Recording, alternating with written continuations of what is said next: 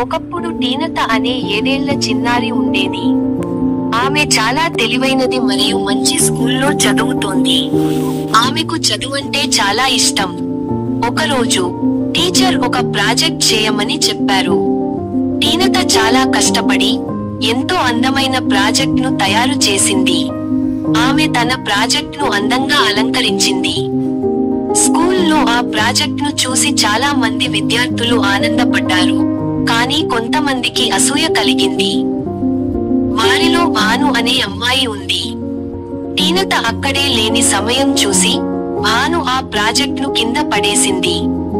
Project ముక్కలు ముక్కలై కింద పడింది.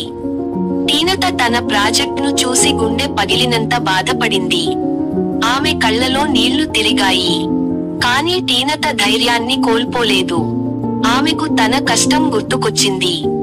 కన్నీళ్లను తుడుచుకుని టీచర్ దగ్గరికి వెళ్లి జరిగింది చెప్పింది. టీచర్, నేను మళ్ళీ ప్రాజెక్ట్ను చేస్తాను. కొంచెం సమయం కావాలి అంది. టీచర్ ఆమె ధైర్యానికి, నిబద్ధతకు మెచ్చుకున్నారు. భాను టీనత బాధను చూసి తన తప్పు తెలుసుకుంది.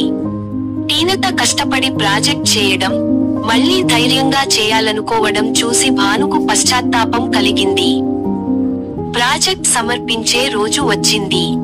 టీనత తన కొత్త ప్రాజెక్ట్ను ఎంతో అద్భుతంగా తయారు చేసింది.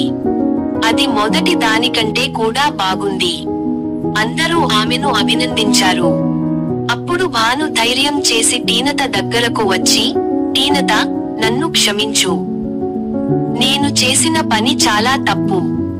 నువ్వు ఇంత ఓపికగా, కష్టపడి పని చేయడం చూసి నాకు చాలా గర్వంగా ఉంది అని చెప్పింది. టీచర్ కూడా భాను నిజాయితీని మెచ్చుకున్నారు. ఆ రోజు నుండి టీనత, భాను మంచి స్నేహితులయ్యారు. కష్టపడితే సాధించలేనిది ఏదీ లేదని, పొరపాట్లను సరిదిద్దుకుని ముందుకు సాగితే మంచి ఫలితాలు వస్తాయని అందరికీ అర్థమైంది. ఇది మీకు నచ్చిందని ఆశిస్తున్నాను.